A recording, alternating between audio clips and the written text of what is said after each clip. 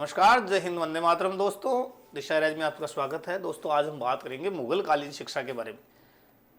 भारत के अंदर अगर हम बात करें तो भारत में शिक्षा जो है वो प्राचीन समय से ही एक बहुत महत्वपूर्ण विषय रहा। लेकिन मुगल काल आते आते धीरे धीरे जो भारत में प्राचीन वैदिक पद्धति, वेदों की, दर्शन की शिक्षाएं दी जा रही थी, वो धीरे धीरे फारसी और कुरान की शिक्षा की ओर अग्रसर हो गई। क्योंकि मुगल शासकों का डोमिनेंस रहा, तो जहां जहां औरंगजेब का काल आते आते तो उसने जहां पर हिंदू दर्शन या संस्कृत की शिक्षा या संस्कृत के जो विद्यालय थे उन्हें तुड़वाना तक प्रारंभ कर दिया था। तो जो शिक्षा के केंद्र थे वो भारत में मुगलों के आने से पहले बनारस, ये नदियाँ जो है, प्रयाग, अयोध्या, श्रीनगर, ये जो प्राचीन केंद्र थे शिक्षा के, इनके स्थान पर मुल्तान, सिंध, आगरा, लाहौर, दिल्ली ये शिक्षा के केंद्र बनने लगे। शिक्षा में बदलाव हुआ। अब जो संस्कृत जो है माध्यम शिक्षा का, वो न होकर शिक्षा का जो माध्यम है वो फारसी हो गया। और मुगलों ने जो है वो राजकीय भाषा फारसी को घोषित कर दिया। और पढ़ा लिखा आमिल वही व्यक्ति जाना जाने लगा जिसे फारसी आती हो। तो ये जो ट्रेंड है ये भारत के आजाद होने तक भी चला। और आज भी बहुत सारे फारसी वर्ड हम रेवेन्यू में काम में लेते हैं। अबुल कलाम आजाद फारसी के विद्वान थे, तो यानी जब तक हम आजाद हुए तब तक उसका महत्व रहा।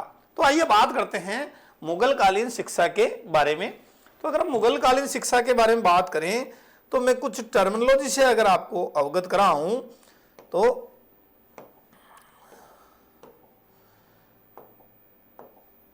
हम आज बात करेंगे मुगल कालीन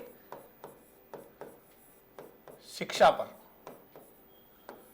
मुगल कालीन शिक्षा, तो सबसे पहले हम कुछ शब्दों की बात करेंगे। ज्यादातर जब मुगल कालीन शिक्षा की हम बात करते हैं तो हम बात करते हैं जो तर्क और दर्शन में जो जानकार हुआ करता था, तर्क और दर्शन का जो जानकार था,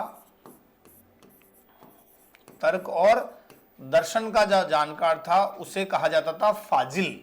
क्या कहा जाता था? फाजिल। ये सब नाम आपने सुने होंगे, जरूर सुने होंगे। अगर जो कोई धार्मिक शिक्षा में जिसको महारत है, जो नॉलेज रखता है, विद्वान है, उसे कहा जाता आमिल। ठीक है ना? धार्मिक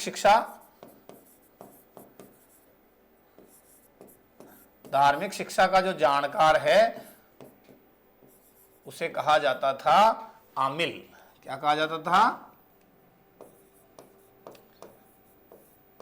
और जो सबसे ज्यादा आज तक प्रचलन में हम शब्दावली में काम में लेते हैं वो लेते हैं काबिल।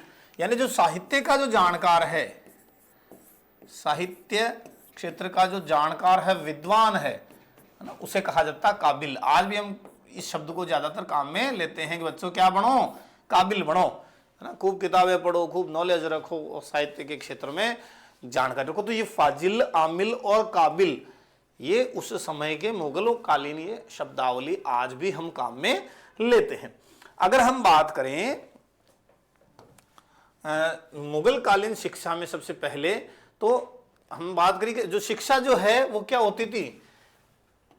लड़कों और लड़कियों को साथ ही शिक्षा। लड़कियों के लिए भी कुछ मदरसे स्थापित किए गए थे, तो उनको सह शिक्षा, या हम जिसकी बात करते हैं ना को एजुकेशन की, तो ये को एजुकेशन का एक रूप था उस समय में। और फारसी जो है भाषा, वो शिक्षा का माध्यम बन गई। फारसी भाषा जो है वो क्या बन गई? शिक्षा का माध्यम बन गई। अकबर का काल आते आते उसने खगोल और गणित विषय को एक शाही फरमान जारी किया और खगोल और गणित विषय को क्या बना दिया? उसने अनिवार्य कर दिया एक फरमान के माध्यम से। हाँ, फरमान के माध्यम से इसको अनिवार्य बना दिया। ये अकबर ने बदलाव लाए। व्यावसायिक शिक्षा को भी महत्व दिया जाने लगा। व्यावसायिक शिक्षा भी प्रारंभ हो गई। शिक्षा के केंद्र जो हैं वो मैंने बताया आपको, दिल्ली हो गया, आगरा हो गया, लाहौर हो गया क्योंकि यहां राजधानी थी, मुल्तान बन गया। लेकिन सबसे प्रमुख केंद्र शिक्षा का अगर उस समय की बात करें तो बनारस जो है, बनारस को ही क्या बोलते हैं, वाराणसी कहते हैं, इसी को ही क्या बोलते हैं, काशी। ये सबसे प्रमुख केंद्र था, सबसे प्रमुख केंद्र था। एक इतिहासकार है जिसका नाम है टेवर्नियर, उसने इसकी क्या की है, प्रशंसा की है। यहां पर इतनी अच्छी शिक्षा मिलती थी तो इस टेवर्नियर ने इसकी क्या की, प्रशंसा की। ये कुछ प्रमुख उस समय में बातें हैं जो मुगल शिक्षा से जुड़ी हुई है, अपने को ध्यान में रखनी। को एजुकेशन भी थी और लड़कियों के लिए अलग से मदरसे भी थे। अगर हम बात करें सबसे पहले तो जो शिक्षा है उसमें जो छोटे प्राइमरी स्कूल लेवल के स्कूल थे उन्हें कहा जाता था, जो प्राथमिक शिक्षा के केंद्र थे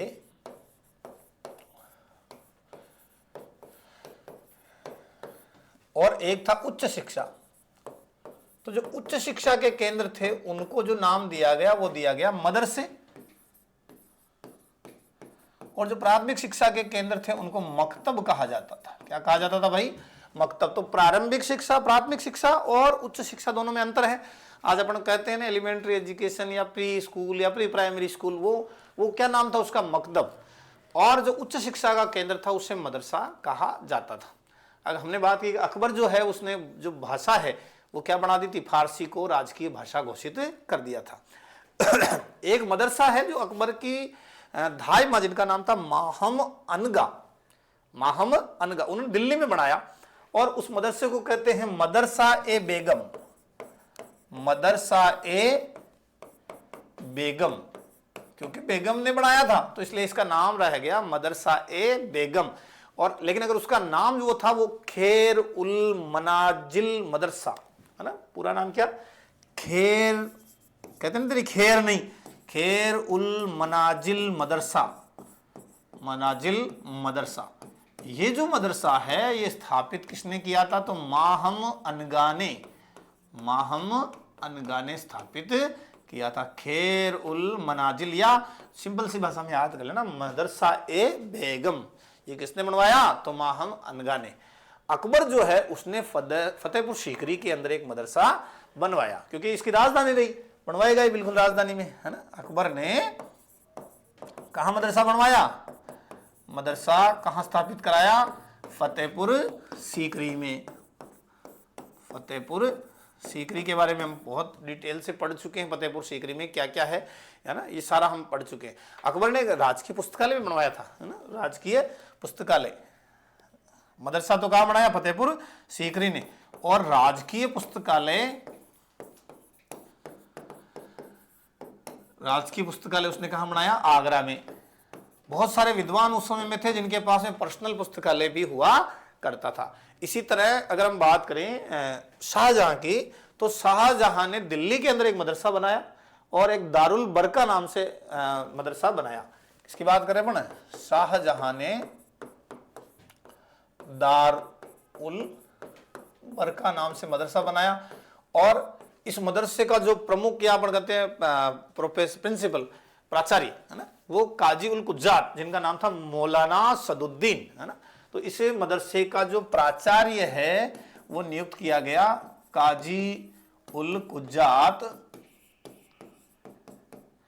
काजी उल कुज्जात, जिनका नाम था मौलाना सदुद्दीन, मौलाना सदुद्दीन को उसने बनाया।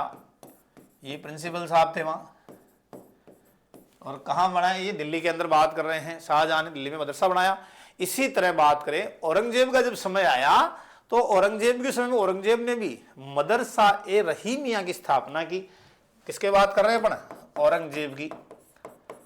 औरंगजेब के समय में मदरसा ए रहीमिया, मदरसा ए रहीमिया स्थापना की। औरंगजेब की ही एक बेटी थी जिसका नाम था जेबुनिसा। क्या नाम था भाई, जेबुनिसा। इस जेबुनिसा ने भी मदरसा बनवाया और उस मदरसे का नाम था बैतुल उल उलूम स्कूल है ना, या बैतुल उल उलूम मदरसा, बैतुल उल उलूम स्कूल या मदरसा। किसने बनवाया? ये जेबुनिसा ने बनवाया। जेबुनिसा कौन थी भाई?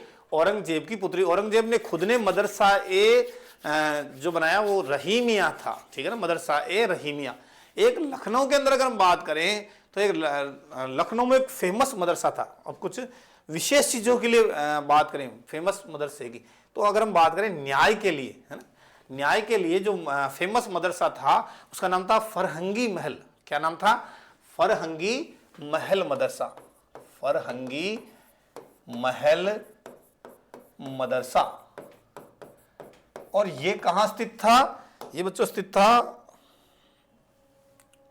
लखनऊ में। कहां स्थित था? लखनऊ में। और फरहंगी महल मदरसा कहां स्थित था? लखनऊ के अंदर। और किसके लिए प्रसिद्ध था? तो ये प्रसिद्ध था न्याय के लिए। किसके लिए प्रसिद्ध था? न्याय के लिए। कैसा न्याय मिलना चाहिए। इसी तरह एक मदरसा व्याकरण को लेकर भी फेमस था, है ना। एक हम बात करें शाही मदरसा, एक शाही मदरसा कहां था? सियालकोट में था। सियालकोट में था। और ये किसके लिए प्रसिद्ध था? ये प्रसिद्ध था व्याकरण के लिए। तो दो मदरसे हो गए। एक न्याय के लिए जो फेमस मदरसा था वो कहां पे था? वो लखनऊ में था। व्याकरण के लिए जो प्रसिद्ध मदरसा था वो कहां पे था? सियालकोट में। इसी तरह परंपरागत मान्यताओं के लिए, है ना, परंपरागत मान्यताओं के लिए एक शाह उलूम मदरसा था। परंपरागत मान्यताओं के लिए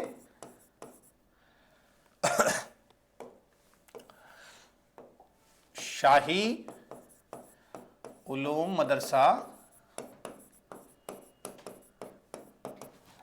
शाही उलूम मदरसा, ये किसके लिए प्रसिद्ध था? ये दिल्ली में था। और किसके लिए प्रसिद्ध था? तो ये था परंपरागत मान्यताओं के लिए। परंपरागत मान्यताओं के लिए मदरसा प्रसिद्ध था। तो तीन महत्वपूर्ण चीजें आ गई। फरहंगी महल मदरसा लखनऊ में। लखनऊ वाला मदरसा किसके लिए फेमस था? न्याय के लिए। अगर हम बात करें हिंदू शिक्षा की, है ना, भारतीय शिक्षा की, तो भारतीय शिक्षा या संस्कृत शिक्षा वैदिक ज्ञान के लिए बनारस में जो केंद्र था वो प्रमुख केंद्र था, है ना। अपन बात कर चुके हैं सबसे पहले शुरुआत में कि सबसे प्रमुख केंद्र कौन सा? शिक्षा का सर्व प्रमुख केंद्र।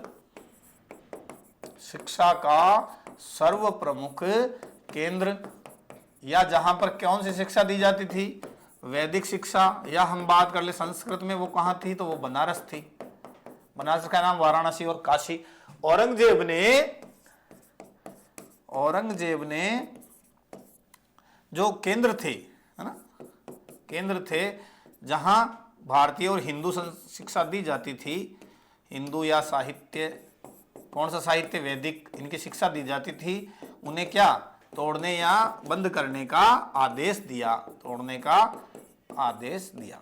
जब शिक्षा पूरी हो जाती थी, जैसे अपने आज की डेट में डिग्री देते हैं ना, अपन देखते हैं ना कि कॉलेजों के अंदर बहुत सारे बच्चे हैं, वो अंग्रेजी व्यवस्था चलती है ना, एक डिग्री लेते हैं, बाद में उठा के कैप अपनी उछाल देंगे, हम विद्वान हो गए, हमें किसी की जरूरत नहीं है ना।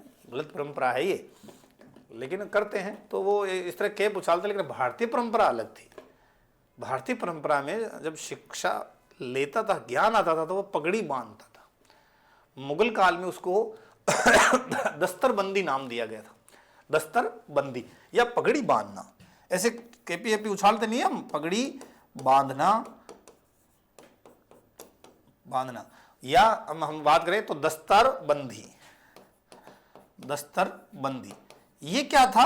ये शिक्षा पूरी होने पर, है ना, शिक्षा पूर्ण होने पर ये संस्कार ये किया जाता था कि शिक्षा पूरी हो गई तो पगड़ी बांध के निकलता था कि मैं विद्वान हुआ हूं। पगड़ी उछालता नहीं था जो अपन बात करते कि। तो ये मुगल काल शिक्षा की बात करी हमने। आज क्या क्या चर्चा करी हमने? बहुत महत्वपूर्ण चर्चा में अपन ने क्या क्या देखा कि तर्क दर्शन जो है फाजिल, धार्मिक शिक्षा वाला आमिल, साहित्य के क्षेत्र में काबिल। उसके बाद में हमने कुछ बात करी, प्रमुख बात करी कि टेवर्निया ने बहुत प्रशंसा की है। दिल्ली, आगरा, लाहौर, मुल्तान हो गया। उससे पहले कौन से थे? उससे पहले हमने बात की अयोध्या था, प्रयाग था, मिथिला था, बनारस तो रहा ही हालांकि, तो ये प्रमुख उस समय में कुछ केंद्र रहे थे, है ना। नदिया भी देखा अपने, प्रयाग ले लिया, नदिया भी था, ये प्रयाग ले लिया। तो ये कुछ प्रमुख केंद्र थे उससे पहले। धीरे धीरे ये केंद्र दिल्ली, आगरा, लाहौर, मुल्तान की ओर शिफ्ट हो गए थे। अपन ने ये बात करी मकतब और मदरसा की, हमने बात की मकतब और मदरसा। तो इस तरह हमने मुगल कालीन शिक्षा पे आज चर्चा की और लगभग सभी महत्वपूर्ण प्रश्न, इसमें से बहुत ज़्यादा प्रश्न बनते नहीं है मुगल कालीन शिक्षा में। तो आप ये जो महत्वपूर्ण मदरसे हैं या शिक्षा के केंद्र हैं, तो ये आप ज़रूर देखें। और क्लास अच्छी लगे तो ज़रूर लाइक करें और मित्रों को शेयर करें। दिशा ए राय से जुड़ने के लिए बहुत बहुत धन्यवाद।